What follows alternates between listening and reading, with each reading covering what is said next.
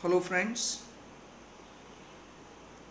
આગળના વિડીયોમાં અમે તમને આ 6 મુદ્દાઓ સમજાવેલા કે જેનો જવાબ હામાં આવતો હોય તો તમારે માનવું કે તમારું માઇન્ડ સ્ટ્રેસમાં છે, તમે હાલ તણાવમાં જીવો છો, બરાબર. અને એ સ્ટ્રેસમાંથી મગજને સ્થિતિસ્થાપક બનાવવા અને સ્ટ્રેસમાંથી બહાર આવવા માટે, માઇન્ડને ફરીથી રીબેલેન્સ કરવા માટે કેટલાક ઉપાયો અહીં આપવામાં આવેલા છે. કેટલીક એક્સરસાઇઝ, કસરતો આપવામાં આવી છે, કવાયતો આપવામાં આવી છે, એ જોઈશું હવે. બરાબર. એમાંનો પહેલો ટોપિક છે સ્ટોપ ઓવર થિંકિંગ. તમને દેખાઈ રહ્યું છે સ્ટોપ ઓવર થિંકિંગ. હવે આપણે એના વિશે શીખીશું. બરાબર. સ્ટોપ ઓવર થિંકિંગ, આ ટોપિક પર ધ્યાન આપજો.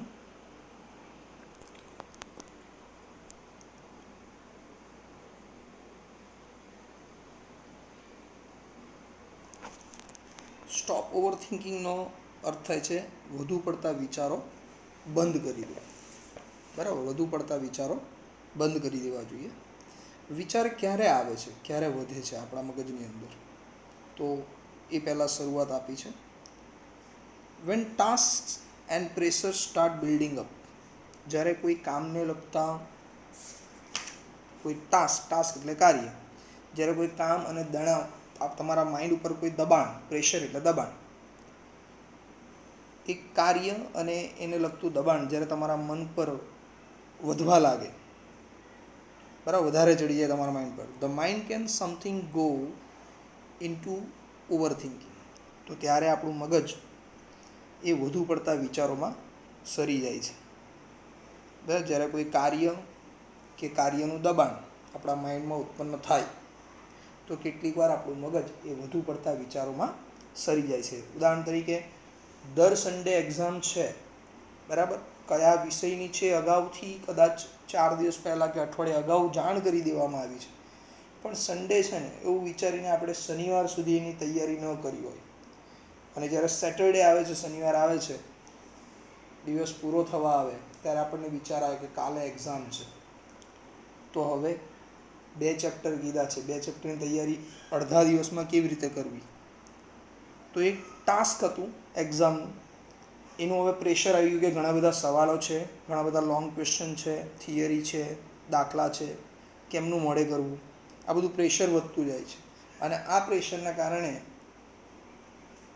આપણું મગજ વધુ પડતા વિચારોમાં સરી જાય છે.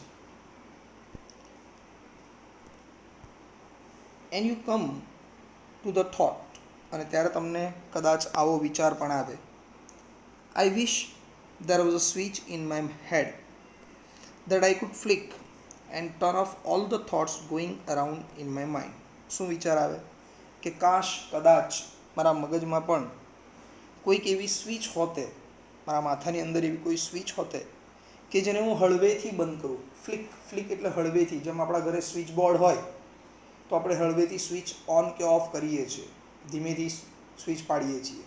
તો આ જ પ્રમાણે કદાચ મારા મગજમાં પણ, મારા માથાની અંદર પણ આવી કોઈ સ્વિચ હોતે કે જેને હું હળવેથી બંધ કરી દેતે, તો મારા મગજમાં આવતા બધા વિચારો, જે બિનજરૂરી વિચારો મારા મગજમાં શરૂ થઈ ગયા છે, એ પણ બંધ થઈ જતે. આવો વિચાર કદાચ તમને આવે. It is not that easy, પણ આવી કોઈ સ્વિચ હોતી નથી. અને જેટલું આપણે વિચારીએ છીએ કે ભાઈ વિચાર આવતા બંધ કરી દેવા જોઈએ, ખોટું ટેન્શન નહીં લેવું જોઈએ, કોઈને કહેવાથી આપણું ટેન્શન જતું રહે, આપણા વિચારો બંધ થઈ જાય. શિક્ષકો સમજાવે, વાલી સમજાવે, બેટા ટેન્શન નહીં લેવાનું, ગભરાવાનું નહીં, હિંમતથી કામ કરવાનું, ખોટા વિચારો નહીં કરવાના. પણ જે વસ્તુનું પ્રેશર હોય એ આપણને જ ખબર હોય, જે વસ્તુના કારણે તાણ છે એ આપણને જ ખબર હોય. તો એટલું સરળ હોતું નથી કે આપણે ટેન્શનને, એ તાણ, માનસિક તાણને આપણા મગજમાંથી એકદમ બહાર કાઢી નાખીએ. there is a technique to help yourself during the problem of overthinking. તો જ્યારે તમારું મગજ અતિશય વિચારોમાં જતું રહ્યું હોય, અતિશય વિચારો કરવા લાગ્યું હોય, તો એ અતિશય વિચારોમાંથી કેવી રીતે બહાર આવવું એની એક ટેકનિક છે, બરાબર, એનો એક રસ્તો છે, એના સ્ટેપ્સ, એના પગલાં અહીં આપવામાં આવેલા છે. શું કરવું જોઈએ જ્યારે આપણું મગજ અતિશય વિચારોમાં સરી ગયું હોય, બરાબર. જોઈએ એના સ્ટેપ. શું કરવાનું છે અતિશય વિચારોમાંથી બહાર આવવા માટે? બહુ સરસ મજાના ઉપાય છે. પહેલો સ્ટેપ છે, say to yourself repeatedly during the day.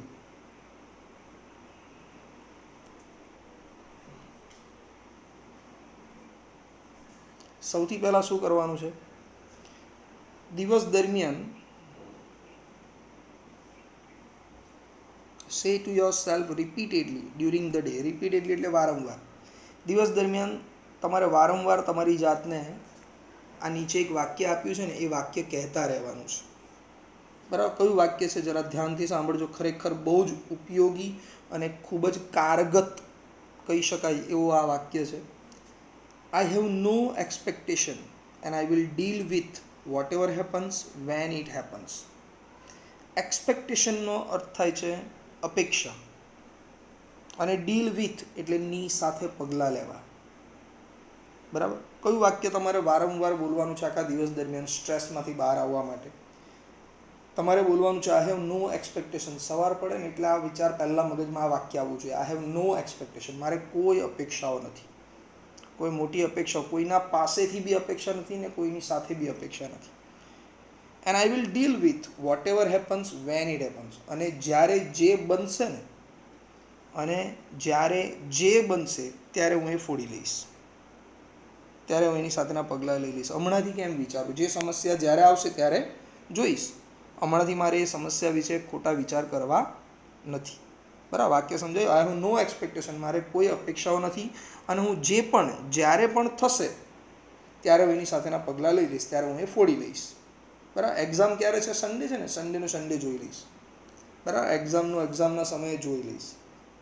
બરાબર? પરીક્ષા આપી દીધી, રિઝલ્ટ ક્યારે છે? બોર્ડની પરીક્ષા માર્ચમાં પતી છે, રિઝલ્ટ મે એન્ડમાં આવવાનું છે. તો પરીક્ષા આપી દીધી છે, આપણને ખબર છે આપણે કેટલું લખ્યું છે. તો 2-2.5 મહિનાનું જે વેકેશન મળ્યું છે એમાં એન્જોય કરો. ખોટા વિચારોમાં નહીં જીવો. રિઝલ્ટ શું આવશે, પાસ થઈશ કે નહીં, ટકા આવશે કે નહીં, જેવું લખ્યું હશે એવું પરિણામ આવશે. બરાબર? તો જ્યારે જે બનશે ત્યારે હું ફોડી લઈશ. મારે ખોટી કોઈ અપેક્ષાઓ રાખવી નથી. When you think about a stressful day that lies in front of you. હવે બને શું છે ખબર છે? કે જ્યારે તમે એક સવાર પડે અને એ સવારની શરૂઆત જ તમે શું વિચારો છો કે મારો આજનો દિવસ એ બહુ ટેન્શનમાં પસાર થવાનો છે, બહુ તણાવયુક્ત દિવસ મારે આજે જવાનો છે, બહુ કામ છે આજે. બરાબર? Your thoughts run approximately like this. Approximately એટલે લગભગ. એપ્રોક્સિમેટલીનો અર્થ શું થાય છે? લગભગ, ઓલમોસ્ટ એમ. તો તમારા વિચારો લગભગ એ રીતે જ ચાલે. તમે જેવું વિચારો ને ફ્રેન્ડ્સ, એવું જ તમારી આસપાસ ઘડાતું હોય છે. તમે એવું વિચારો છો કે બધું જ વેલ એન્ડ ગુડ થવાનું છે, તો કંઈક એવા પ્રયત્નો બી તમારા હોય કે બધું વેલ એન્ડ ગુડ થાય. બરાબર? અને તમે એવું વિચારો કે કંઈક ખરાબ જ બનવાનું છે મારી સાથે, તો ડેફિનેટલી ઓલરેડી તમારા વિચાર એવા છે કે ખરાબ જ બનવાનું છે, તો તમે પોતે બી પ્રયત્ન છોડી દો છો, અને પછી એવું જ કંઈક બનતું હોય છે. તો લગભગ તમારા જેવા વિચાર છે ને કે ભાઈ આજનો દિવસ તણાવમાં પસાર થશે, તો લગભગ ઘટનાઓ પણ એવી જ બનતી જાય કે તમારો દિવસ તણાવમાં પસાર થાય. Oh my God I have. આ તણાવયુક્ત દિવસની શરૂઆત, પહેલો વિચાર તમને એવો આવ્યો છે.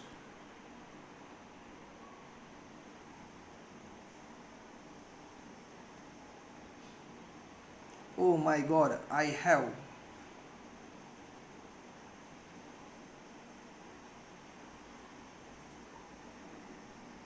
સામેના પેજ ઉપર છે આ રહ્યું વાક્ય.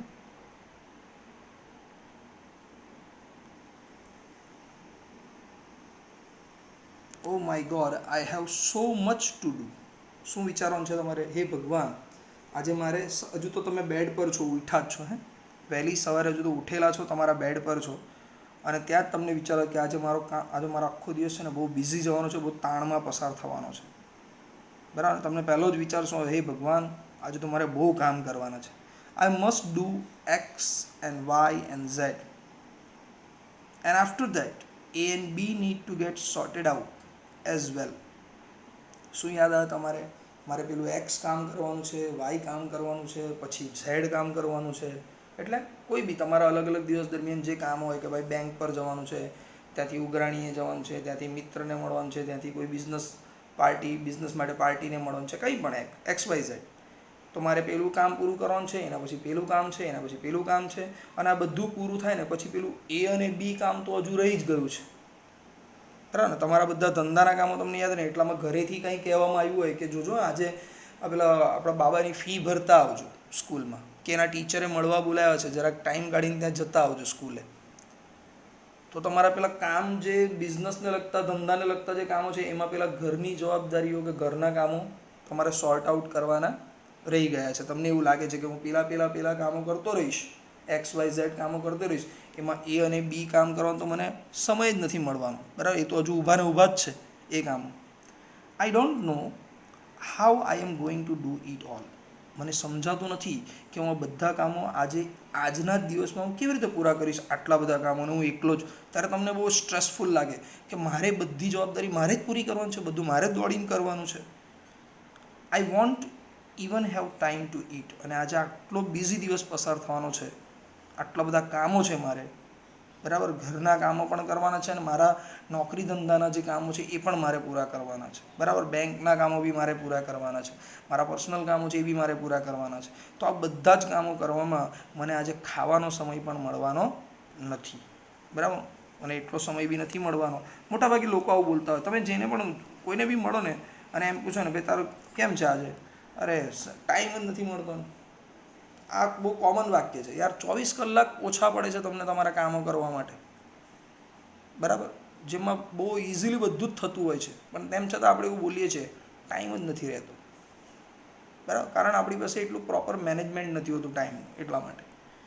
તો આપણે એવું વિચારીએ છીએ. હજુ તો તમે ક્યાં છો? બેડ પર જ છો, હે. અને તમને શું વિચાર આવ્યો કે આજે બહુ બધા કામો છે, આટલા કામો કર્યા પછી બી પેલા 2 કામ તો બાકી જ રહેવાના છે, એ ક્યારે કરવાનો સમય મળશે દિવસમાં, ક્યારે જઈશું? અને આ બધા કામો કરવામાં મને ખાવાનો પણ સમય મળવાનો નથી. બેઝિકલી એટલે મૂળભૂત રીતે, the day hasn't even started. તમે મૂળભૂત રીતે જુઓ ને તો હજુ તો તમે દિવસમાં કામ કરવાની શરૂઆત પણ કરી નથી. હજુ તો તમે બેડ પર જ છો, તમે ત્યાં જ બેસેલા છો, બરાબર. બટ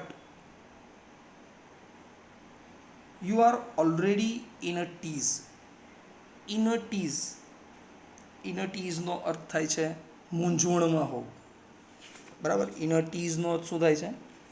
મૂંઝવણમાં હોવું, બરાબર. વેરી કન્ફ્યુઝ એમ. તો પણ તમે કેવા છો? એકદમ મૂંઝવાયેલા છો, ટેન્શનમાં છો. When it is happening is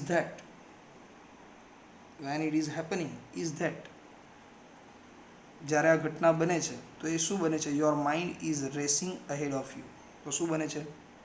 તમારું મગજ છે ને તમારીથી આગળ દોડતું હોય છે. And anticipating how tired and stressed you will feel once you have completed all the tasks ahead. એન્ટિસિપેટિંગનો અર્થ થાય છે ધારણા કરવી. અને તમારું માઇન્ડ છે ને, તમે કંઈક કર્યું નથી ને એની આગળ તમારા માઇન્ડ જે નથી બનવાનું ને એ બી વિચારવાનું સ્ટાર્ટ કરે, વધારે પડતા વિચારો કરવાનું સ્ટાર્ટ કરી દે છે, રેસ કરે છે, બરાબર. આમ થઈ ગયું તો પેલા ત્યાં નહીં પહોંચાય, ને એમ થઈ ગયું તો પેલી પાર્ટી પાસે હું ટાઈમસર નહીં પહોંચ્યો અને એ પાર્ટી નીકળી ગઈ તો મારું પેમેન્ટ અટવાશે, પેમેન્ટ અટવાઈ ગયું અને કદાચ ત્યાં મોડું થઈ ગયું અને બેંક પર પહોંચવામાં મોડું થઈ ગયું, બેંકના કામના કલાકો પૂરા થઈ ગયા તો, અને એ ચેક ભરવો તો બહુ જરૂરી છે, બરાબર. તો આવું બધું મગજ વધુ પડતા, અને હજુ તમે ઘરે જ છો, બેડ પર જ છો, હજુ તો નાયા પણ નથી, અને ત્યાં આટલા બધા વિચારો તમારા મગજમાં શરૂ થઈ ગયા. તમે એવું ધારો છો કે આજે હું ખૂબ થાકી જવાનું છું, હાઉ ટાયર્ડ એન્ડ સ્ટ્રેસફુલ. બહુ થાકેલા અને બહુ તણાવમાં તમે રહેશો આજે. You will feel once you have completed all the task. ને જ્યારે તમે દિવસ દરમિયાન ખરેખર આવું કામ પસાર કરતા જાઓ છો આટલા તણાવમાં, તો જ્યારે એ કામ પૂરું કરશો ને ત્યારે તમને એવું લાગશે કે ખરેખર આજે મેં સવારે જે વિચારું ને એ પ્રમાણે થયું, બહુ થાકી ગયું, આજે તો ખાવાનો પણ ટાઈમ સરખો મળ્યો નથી, બરાબર ને. તમે તમારી જાતને બહુ થાકેલ અનુભવશો. This frantic thoughts start weakening your energy. Frantic એટલે એકદમ વાઇલ્ડ, ગભરાવી નાખે તેવું, બરાબર ને, ભયાનક, બરાબર. તો આ ભયાનક વિચારથી જ, બરાબર, એકદમ ગાંડા જેવું લાગે ને એવું, એને ફ્રેન્ટિક એટલે શું કહેવાય, મેન્ટલ કહેવાય, એકદમ ગાંડું. આવા ગાંડા જેવા વિચારો જ્યારે મગજમાં શરૂ થઈ જાય છે તો આનાથી તમારી અંદર કામ કરવાની ખરેખર જેટલી ઉર્જા છે ને, જેટલી એનર્જી તમારામાં છે એ ઓછી થાય છે, કમજોર થાય છે. એન્ડ એઝ અ રિઝલ્ટ એનું પરિણામ શું આવે છે? You are entering in to a busy day with only half of your normal energy. શું થાય છે? તો તમે તમારા શરીરની અંદર જે ટોટલ એનર્જી છે એની 50% એનર્જી સાથે તમે તમારું કામ શરૂ કરો છો. ખરેખર એનર્જી બહુ બધી છે તમારામાં કામ કરવાનું. તમને જે કામમાં ઇન્ટરેસ્ટ હોય ને મિત્રો, ફ્રેન્ડ્સ, જે કામમાં આપણને ઇન્ટરેસ્ટ પડે ને એ કામ તમે ગમે તેટલા કલાકો કરો ને એમાં થાક નહીં લાગે, કંટાળો નહીં આવે. પણ જેમાં તમને ખરેખર કંટાળો આવે છે ને એ કામ થોડા કલાકો કરવાથી બી મગજ થાકી જાય છે. તો તમારી જે ટોટલ એનર્જી છે એની નોર્મલ ઓછી અડધી એનર્જી પણ તમે વાપરી નથી, છતાં તમને થાક લાગે છે. then